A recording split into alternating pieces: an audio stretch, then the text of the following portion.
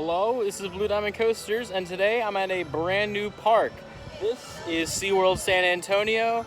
This will be my second SeaWorld park other than the Orlando park. And this is just the start of a weekend-long trip here in San Antonio. I'll be here today, and then I'll be at some amusement park built in some quarry wall. I don't know if you ever heard of it. But I'm really looking forward to today and the rest of this weekend. But we're starting off here at SeaWorld. I was really looking forward to riding Catapult Falls, their new for 2023 Intamin launched flume coaster. Unfortunately, that got delayed till 2024, but there's still some great rides here, such as Steel Eel, Texas Stingray, Journey to Atlantis, and just exploring the whole park. And I'm really looking forward to heading inside, so let's head on in.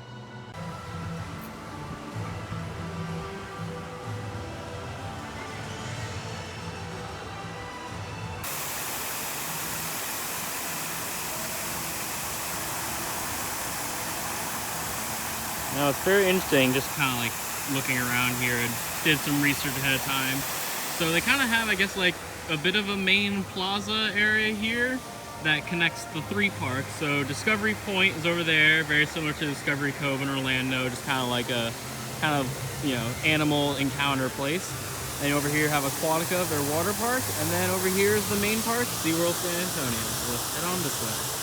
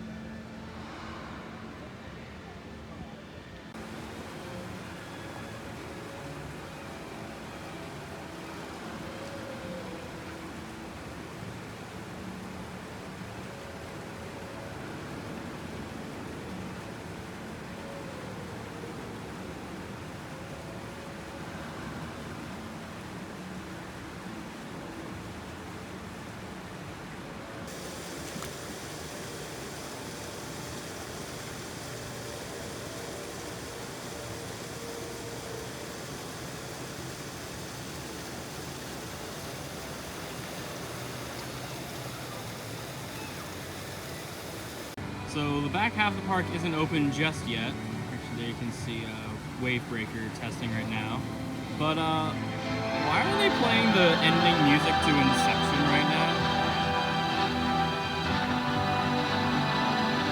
now? Alright, the main part of the park is open. And first up is going to be Steel Eel, the Morgan Mini Hyper Coaster. Kind of looking forward to this because, you know, I'm a big fan of Steel Force, so this is just kind of like mini Steel Force. Very interesting station for a Steel. For one thing, no roof. What is this? California's Great America? Or actually SeaWorld San Diego with like Emperor having no roof on the station. Also, they did have a bag policy, so I have to put my bag in a locker, which I did get a multi-move. But they do have little baskets over here where I can put like my fanny pack and my phone.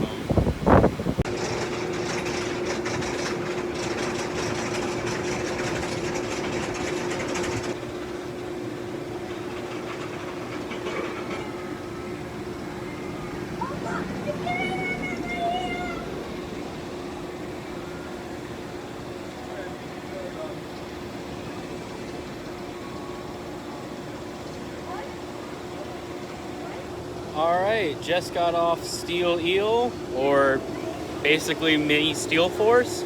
That was pretty good, yeah. I got to do it 3 times, front, back, and then row 3. Row 3 was definitely the best out of all of them. Back actually kind of hurt a bit, like just kind of like the slamming back down kind of like dug their straight into my waist. But overall, a solid coaster, not bad.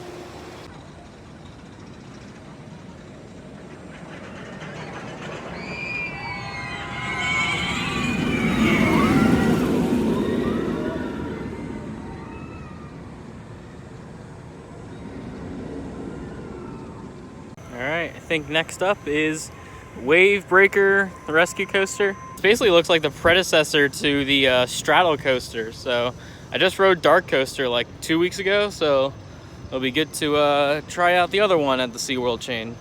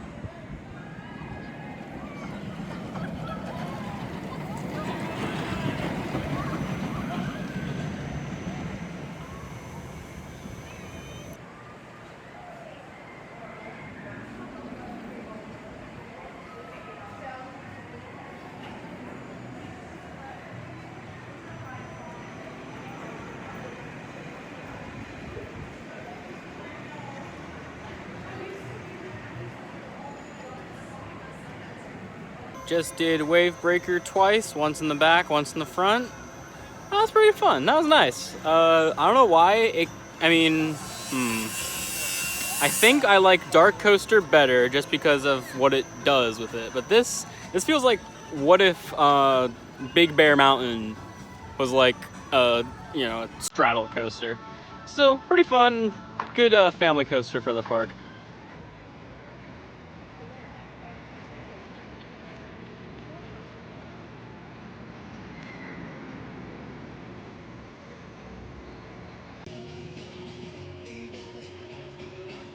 Alright, time for the first of 2 Batman the Ride clones this weekend. Starting off with the Great White.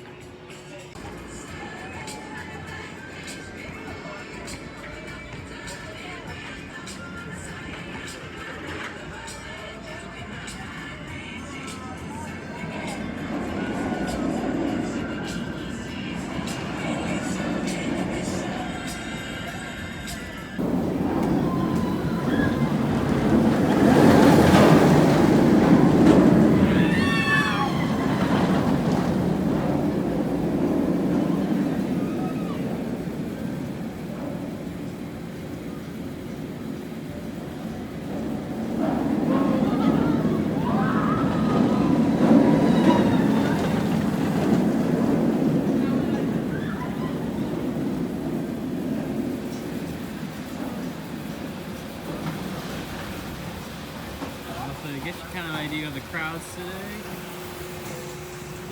that's pretty much it. All clear.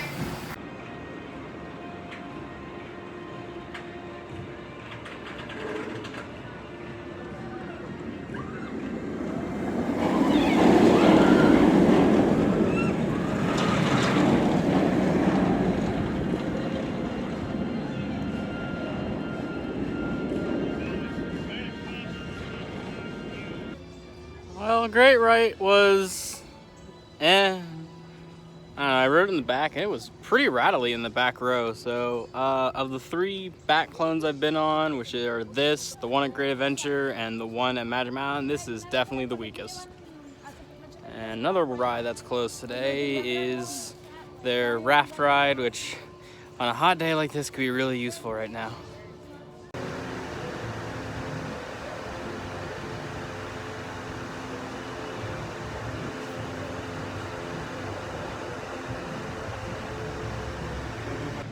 Alright, on to the next coaster, Texas Stingray. This is probably my second most anticipated coaster for the park other than Steelio, because I've heard some pretty good things about this, and it's like the most recent GCI that I've been on, because a lot of the GCIs I've been on are like older ones and Mystic Timbers.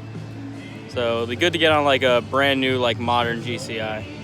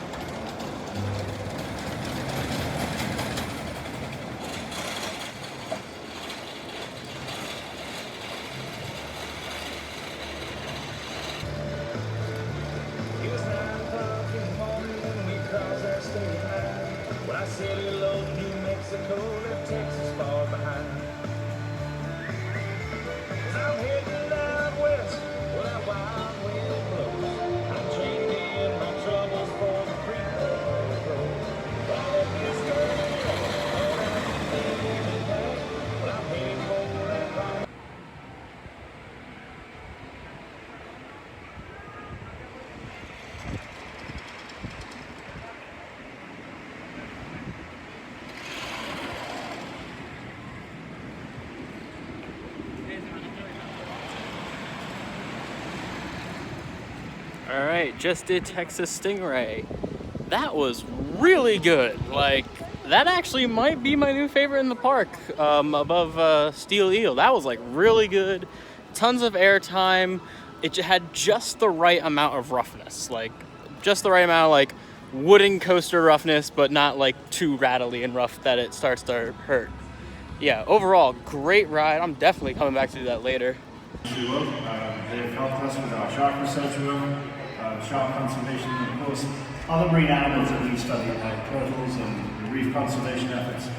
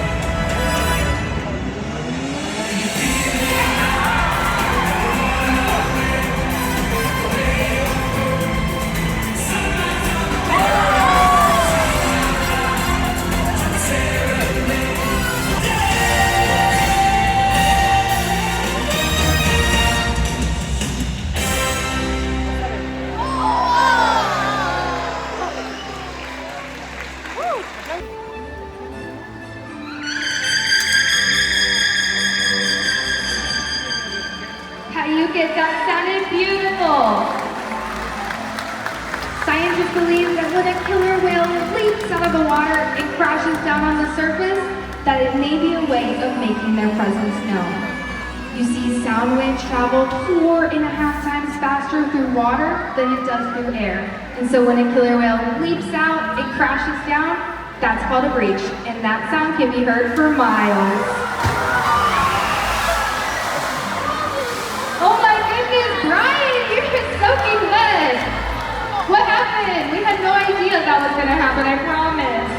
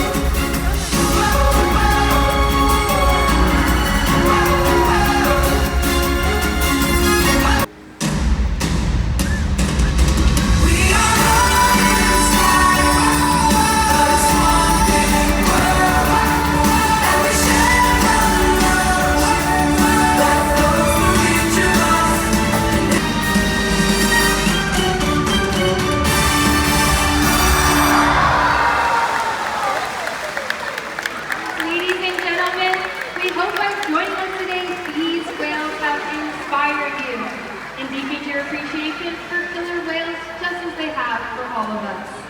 We will continue to learn from these amazing animals and hope you will too. Thanks for being with us and have a great day here at SeaWorld. Goodbye, everyone.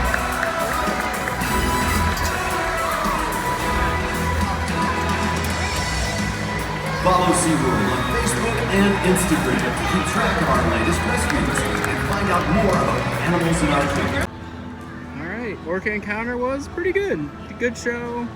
Kind of good balance of, you know, education and also still kind of like showing off the animals, which I know years ago SeaWorld got a lot of flack for that. You can tell, like, I can definitely remember the first time I get into SeaWorld Orlando back in like 2011 versus now, how different the tone of the show is, but definitely really cool and feels like a much bigger stadium than the one in Orlando. Maybe it's just because it's like completely like around and not just kind of a semicircle, but really nice arena and yeah, good show.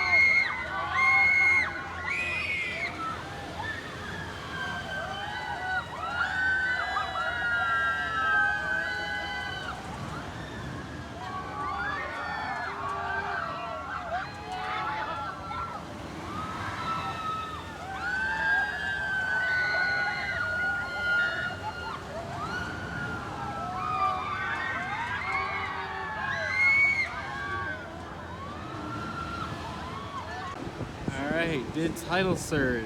Wow, that was really great. I think I said before that Finnegan's Flyer at Busch Gardens Williamsburg was my favorite Scream and Swing location. Yeah, no, this takes the cake because I was facing that way, and just the feeling of when you're swinging down and you just see the whole lake right in front of you is just really cool. And I would do it again on the other side, but I got some other things to do. For example, Journey to Atlantis. This coaster I remember hearing about like years ago when it was kind of like first kind of being built. Like, I think it wasn't maybe like way back when, but it was still kind of crazy to see on YouTube videos of the kind of water ride going backwards, not the little mini drop. So finally get to ride it.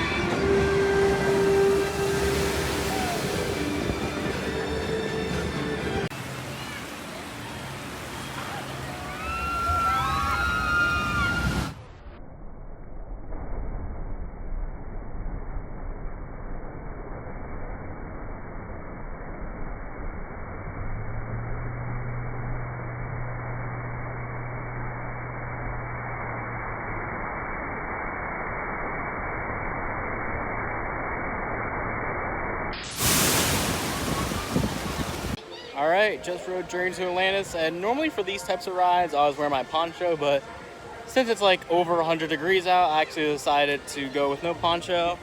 I got a bit wet, my shirt and a bit of my shorts got wet too, but I'm actually already drying off pretty fast, so I'm gonna show you how hot it is. But overall, basically a shoot the chute ride with extra steps. I mean, the backwards drop is cool, but it doesn't really like add a whole lot. Also makes a really loud noise every time it goes. But the actual like drop, the main drop is actually really good and you get a decent amount wet, so pretty nice.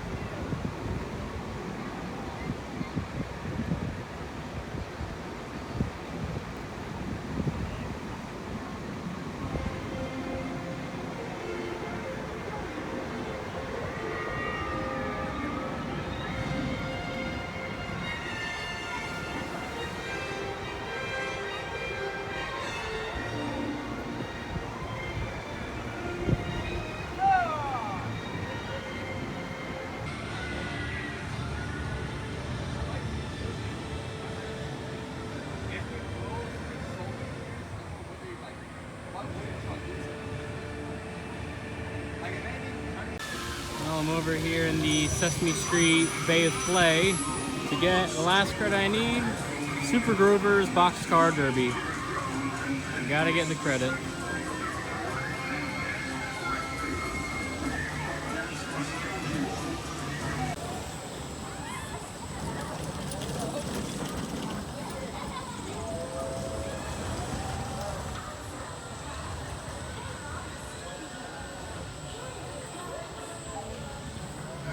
Did Super Grover's Boxcar Derby. It's just, like, what's going on over here? Like, aero transition on a kiddie coaster. And it only does like 2 cycles, which feels like really short. So yeah, kind of an kiddie coaster. But with that, I've now done pretty much like all the rides here. I mean, there's like, I think 2 kind of like, I mean, there's the kiddie rides in here, and then there's like 2 flats. One's like a scrambler type thing, and the other one's a frisbee. I think the frisbee might be closed today. So yeah, pretty much done everything here. All the coasters, the 1 big flat ride. I guess the rest of the day I'll just be re-riding and looking at some shows.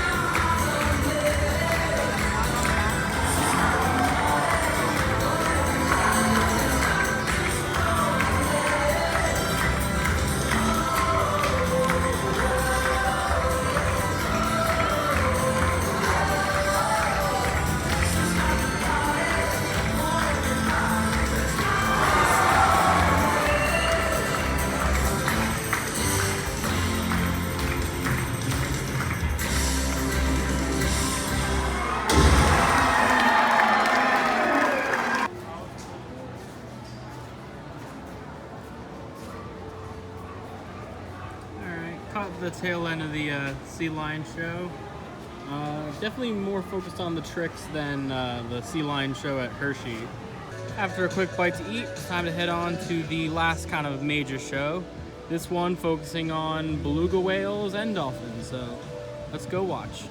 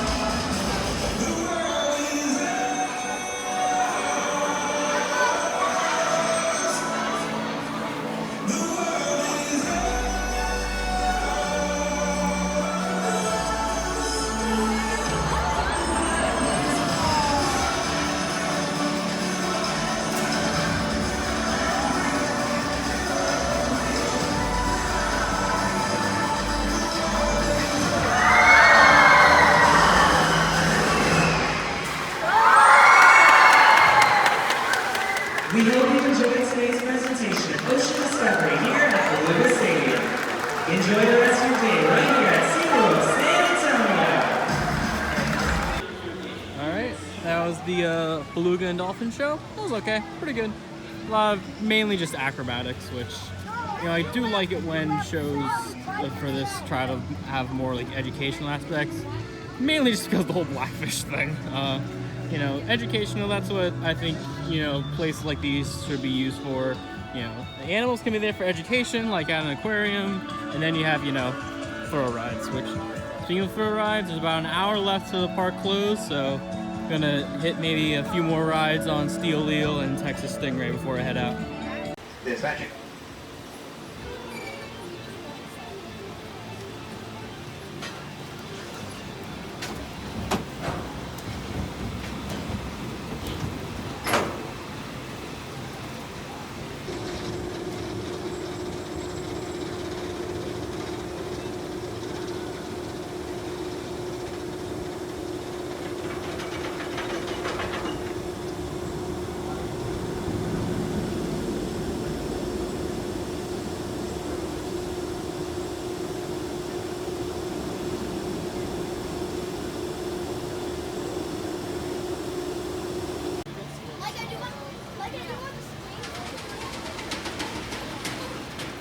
All clear. Approaching train.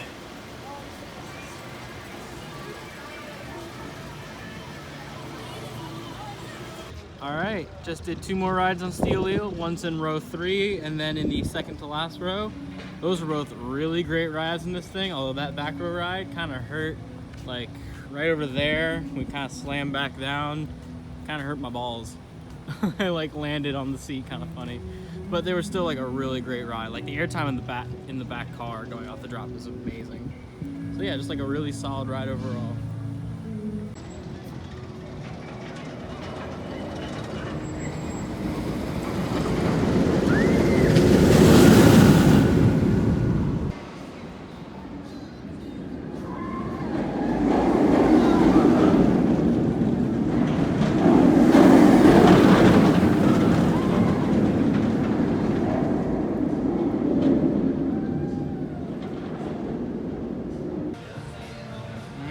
Half-hour left. It's time to get 1 or 2 more rides on Texas Stingray to end off the day.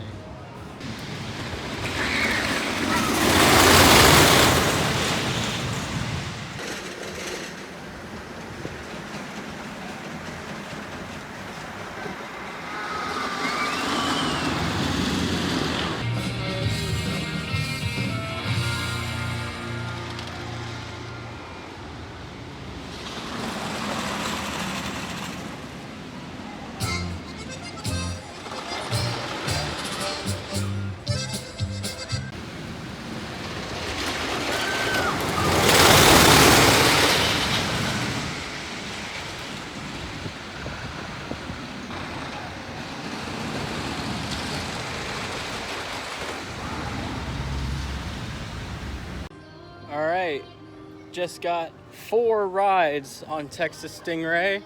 I think it was like 1 in the back, 3 in the front.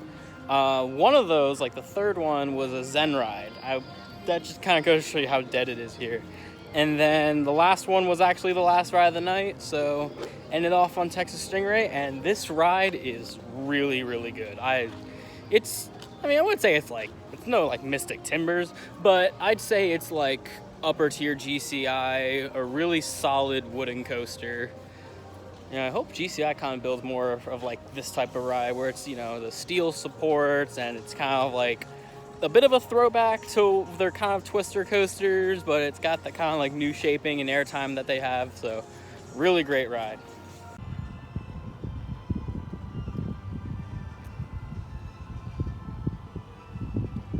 And that does it for my day here at SeaWorld San Antonio. Overall, it's a fine park.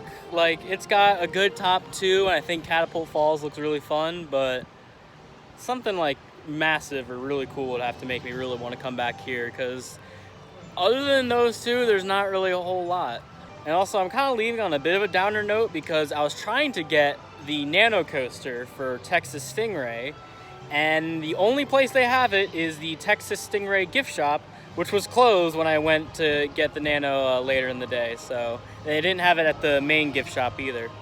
So a bit of a bummer, which I really wanted that Nano because for once it wasn't $50. SeaWorld actually charging reasonable prices for Nano coasters? I thought that was unheard of. But you know, the park closed at 6. There's still a lot of time left in the day. Wish I could go get some new coasters. Fiesta Texas isn't open today. ZDT's is a bit far out of the way. Anyone down for some pizza?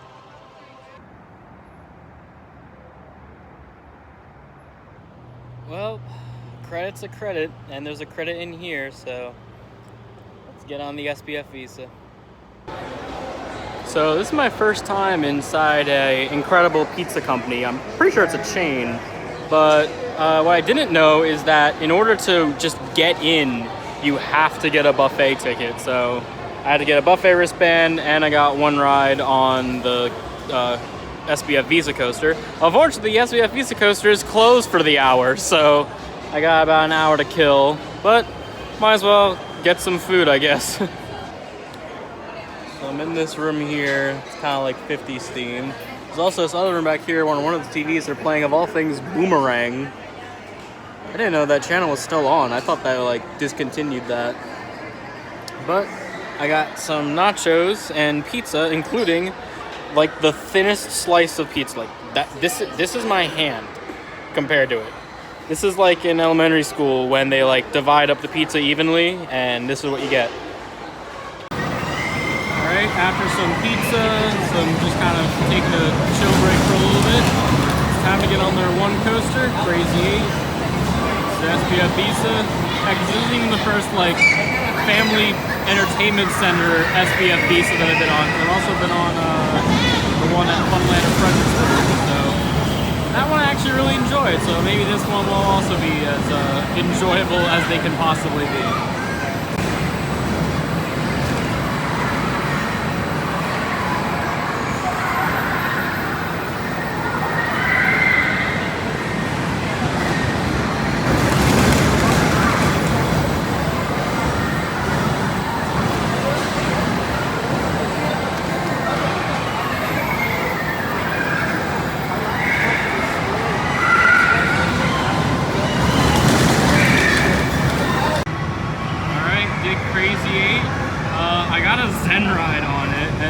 My car was like really unbalanced, so I got like a ton of spinning on there. So it actually wasn't too bad. That was like a pretty fun SBF Visa.